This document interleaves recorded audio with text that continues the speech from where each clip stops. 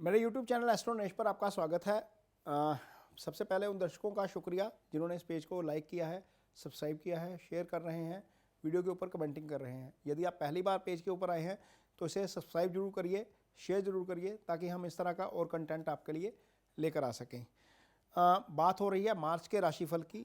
आज शुरू करेंगे मार्च का राशिफल। मेष राशि से शुरुआत करते हैं। मेष राशि के जातकों के लिए सबसे पहले बात करेंगे कि आपकी कुंडली में नवग्रहों की स्थिति क्या रहेगी, गोचर कैसे कैसे होगा, वो कैसा होगा, शुभ होगा या अशुभ होगा आपके लिए, वो भी बात बताएंगे। आपका कर्म कैसा रहेगा, यानी कि आपका प्रोफेशन, आपका जॉब कैसा रहेगा, आय कैसी रहेगी, और आपकी कुंडली में जो है रिलेशनशिप कैसा रहेगा, आपकी हेल्थ कैसी रहेगी और आपकी स्टडी कैसी रहेगी। इन सारी बातों के ऊपर विचार करेंगे मेष राशि के जातकों के लिए। सबसे पहले नवग्रहों की स्थिति। नवग्रहों में राहु चूंकि गोचर कर रहे हैं लगन में, और दूसरे भाव में मंगल का गोचर है, तीसरे भाव में चंद्र गोचर कर रहे हैं। ये पहली मार्च की स्थिति है, ये पहली मार्च की कुंडली में बता रहा हूँ आपको। सप्तम में केतु का गोचर है, 11वें भाव में त्रिग्रही योग है शनि, सूर्य और बुध का, और 12वें भाव में गुरु और शुक्र गोचर कर रहे हैं। अब यहाँ से ये गोचर जो है वो आगे जाकर कैसा कैसा जो है वो परिवर्तन करेगा वो भी बताते हैं। सबसे पहले गुरु जो 12वें भाव में गोचर कर रहे हैं वो 31 मार्च को अस्त हो जाएंगे, यानी कि पूरा महीना आपके लिए गुरु अस्त रहेंगे। गुरु भाग्यस्थान के स्वामी है, भाग्यस्थान का स्वामी का अस्त होना मेष राशि के जातकों के लिए अच्छा नहीं है। तो ये नवग्रहों की स्थिति है आपकी कुंडली में। अब गोचर की बात करते हैं, गोचर कैसे कैसे होगा। गोचर होगा सबसे पहले 5 मार्च को शनि जो अस्त अवस्था में चल रहे हैं उदय हो जाएंगे। शनि का उदय होना आपके लिए बहुत अच्छा है, क्योंकि आपकी कुंडली में शनि कर्म स्थान के भी स्वामी है और आय स्थान के भी स्वामी है। इस भाव दोनों भावों के स्वामी का अस्त होना अच्छा नहीं था, और ये अब उदय हो जाएंगे, आपको निश्चित तौर पर इसका लाभ मिलेगा। जो अगला ट्रांजिशन होगा वो 12 मार्च को होगा। मंगल जो है, जो इस समय वृष राशि में गोचर कर रहे हैं और शुभ गोचर में नहीं है, दूसरे स्थान में गोचर कर रहे हैं, वो तीसरे स्थान में गोचर करना शुरू कर देंगे। आपकी राशि के स्वामी मंगल हैं, और राशि के स्वामी का शुभ गोचर में ना होना थोड़ा सा नुकसानदायक था। अब तीसरे जाएंगे तो वो शुभ शुभ गोचर हो जाएगा, यानी कि वो अच्छा फल करना शुरू कर देंगे। मंगल का तीसरे का गोचर अच्छा होता है। इसके साथ ही शुक्र जो 12वें भाव में गोचर कर रहे हैं वो भी जो है लगन में गोचर करना शुरू कर देंगे। शुक्र का भी लगन में गोचर अच्छा होता है। तो ये दो गोचर आपके लिए अच्छे वाले हो गए वृश्चिक जो है मेष राशि के जातकों के लिए। शनि का उदय होना आपके लिए अच्छा, शुक्र का गोचर आपके लिए अच्छा, मंगल का गोचर आपके लिए अच्छा। सूर्य का गोचर 15 मार्च को होगा, वो अच्छा नहीं है। सूर्य 11वें भाव में शुभ गोचर में है, लेकिन अब 15 मार्च को 12वें भाव में चले जाएंगे, ये गोचर अशुभ हो जाएगा। ये गोचर आपके लिए अच्छा नहीं है। सूर्य आपकी कुंडली में पंचम भाव के स्वामी हैं, तो यहाँ के सिग्निफिकेंस थोड़े से जो है वो डिस्टर्ब हो सकते हैं। वो बताएंगे कि कैसे होंगे आगे जाकर। इसके अलावा जो अगला गोचर होगा वो बुध का होगा। बुध भी जो है वो 11वें भाव में शुभ गोचर में है, लेकिन बुध जो है वो 12वें भाव में चले जाएंगे 16 मार्च को। ये गोचर भी शुभ नहीं है। इस लिहाज से आधा गोचर शुभ है, आधा गोचर आपके लिए शुभ नहीं है, लेकिन इसका बहुत ज़्यादा नुकसान नहीं होगा। मैं आपको बताऊंगा क्यों। कर्म स्थान का स्वामी, सबसे पहली बात जो इम्पोर्टेंट बात होती है, कर्म आपकी कुंडली में जो काम करते हैं लाइफ में, कहीं पर भी आप प्रोफेशन करते हैं, आपका प्रोफेशन है कोई, आपका कोई जॉब है, आप फ्रीलांस का काम करते हैं, आप बिजनेस कर रहे हैं, एक्सपोर्ट का काम कर रहे हैं, कोई भी काम कर रहे हैं, वो सारा 10वें भाव से आता है। और 10वें भाव के स्वामी शनि अस्त चल रहे थे, वो 11वें भाव में गोचर कर रहे हैं, वो शुभ गोचर में है, लेकिन सूर्य के साथ होने के कारण अस्त हो गए थे।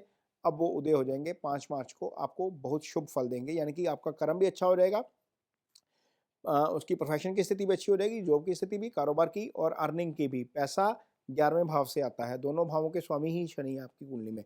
अब आपकी एलिवेशन इसी भाव से आती है। यदि आप वेट कर रहे हैं कि कहीं ना कहीं कोई तरक्की मिलेगी आपको, तो निश्चित तौर पर तरक्की भी मेष राशि के जातकों को मार्च में मिल सकती है। ये आस्पेक्ट बहुत ज़रूरी है लाइफ में, क्योंकि आय के बिना या कर्म के बिना या जॉब के बिना या कारोबार के बिना हम सर्वाइव नहीं करते। तो उस आस्पेक्ट से हम देखते हैं तो ये चीज़ बहुत अच्छी है। अब यहाँ पर बात रिलेशनशिप की करेंगे सिंगल्स के लिए। जी हाँ, सिंगल्स के लिए समय 15 मार्च के बाद अच्छा नहीं है, क्योंकि पंचम भाव का स्वामी शुभ गोचर में नहीं रहेगा। ऊपर से वैसे भी शनि की दृष्टि है पंचम भाव के ऊपर, तो आपका अपने पार्टनर के साथ कहीं ना कहीं डिफरेंस ऑफ ओपिनियन हो सकता है। यदि ऐसी स्थिति आती है तो सिचुएशन को अवॉइड करने की कोशिश करिए। सामने वाले की बात को ध्यान से सुनिए, उसको टाइम दीजिए सोचने का खुद को, वो बंदा सामने वाला क्या कह रहा है, हो सकता है वो सही बात कह रहा हो और आपको उस समय लग रहा हो कि शायद उसकी बात गलत है। इसलिए उस सिचुएशन को अवॉइड करके उसके ऊपर थोड़ा विचार कीजिए, इससे आप कॉन्फ्लिक्ट को टाल सकते हैं। ये पंचम भाव का जो है सिग्निफिकेंस जो मैंने पहले बताया था कि बताएँगे कि क्या रहेगा, ये डिस्टर्बेंस यहाँ पर आपको देखने को मिल सकती है। क्योंकि पंचम भाव जो है वो स्टेट ऑफ माइंड भी होता है। जब ग्रहों ने काम खराब करना होता है तो कुछ नहीं करते, वो इंसान का दिमाग ही फिरा देते हैं, दिमाग खराब कर देते हैं या सोचने की क्षमता जो है वो कम कर देते हैं। इंसान सोच नहीं पाता और बाद में गलत फैसला कर लेता है। तो इसी चीज़ से अपन को बचना है।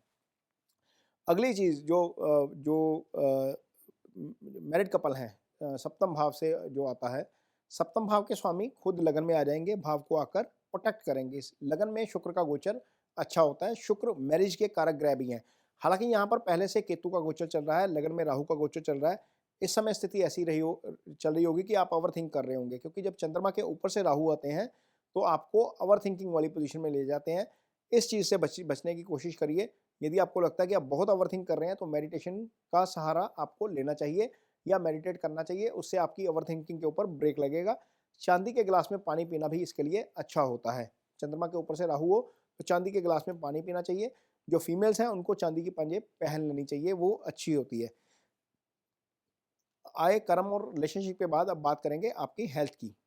ये मैं इसलिए बता रहा हूँ क्योंकि बुध की जो स्थिति है, वो ज़्यादा अच्छी नहीं रहेगी 16 मार्च के बाद। तो आपको 16 मार्च के बाद ख़ास तौर पर अपनी हेल्थ का ध्यान रखना है, क्योंकि बुध यहाँ पर छठे भाव के स्वामी हैं और वो शुभ गोचर में नहीं रहेंगे।